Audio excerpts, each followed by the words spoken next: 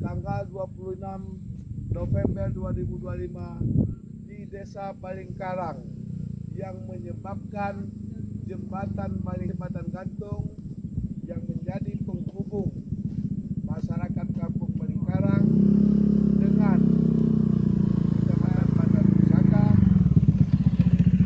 rubuh, hanyut dan bersujud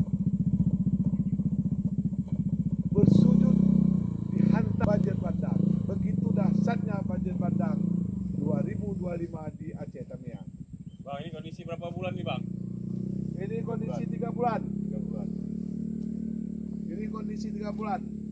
Bencana masih 12/12. masih kayak gini kondisinya bang ya? Ya. Reporter. Kita minta pemerintah cepat.